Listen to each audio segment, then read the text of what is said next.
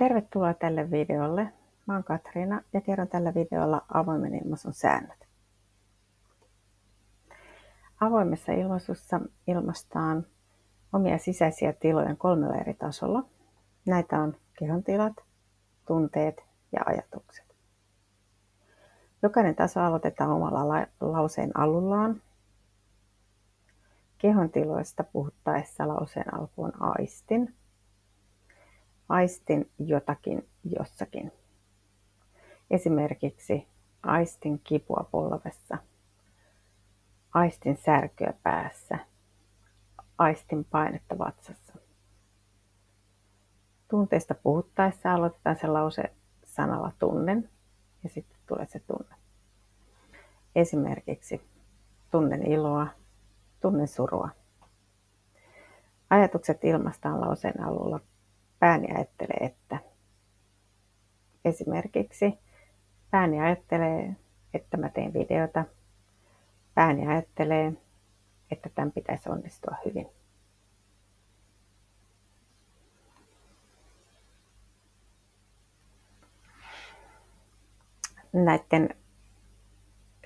Näitä lauseita kun sanotaan, niin järjestykselle ei ole väliä.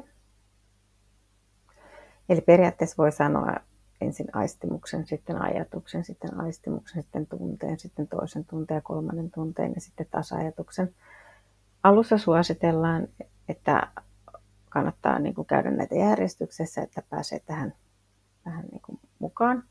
Eli ensin kehontilat, sitten tunteet, sitten ajatukset ja sitten voi taas aloittaa alusta kehontilat. Harjoituksen aikana saa toistaa samaa lausettakin.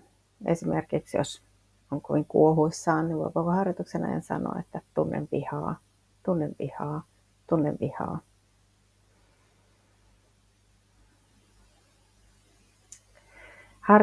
Harjoituksessa suositellaan käytettävän lyhyitä lauseita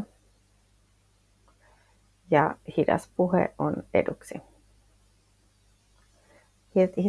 Hitaan puhe voi tuottaa sille, että ajattelet laittaa pisteen sinne lauseen perään. Omassa puheenvuorossa ei tule pitää pitkiä taukoja ja pitkä tauko voi olla joku sellainen 20-30 sekuntia. Harjoituksessa ei ole tarkoitus keksiä mitään eikä tuottaa mitään, vaan jakaa vaan ihan just sitä, mitä siinä on.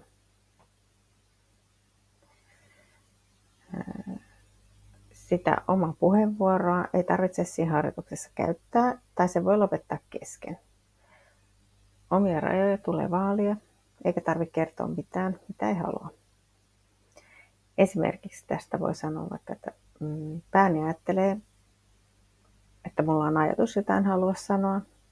Pääni ajattelee, että aistii jotakin, mitä mä en osaa kuvailla.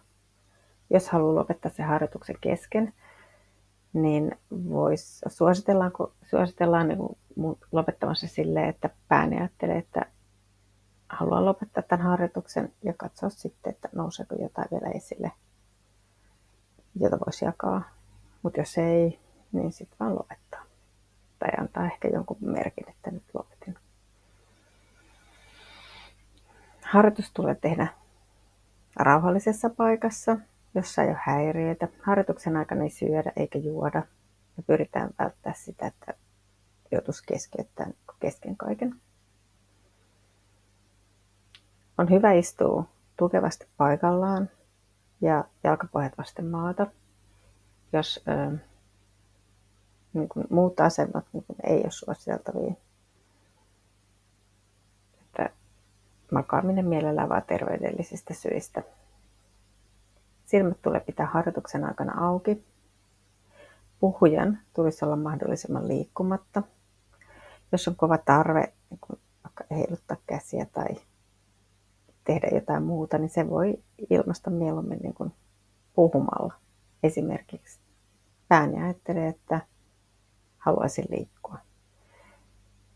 Tietenkin tässä on hyvä pysyä jonkinnäköisissä rajoissa, että jos alkaa kovasti jumitua ja jähmettyä, niin sitten kannattaa ehkä vähän sen heiluttaa varpaita ja sormia, että ikään kuin pysyy hereillä.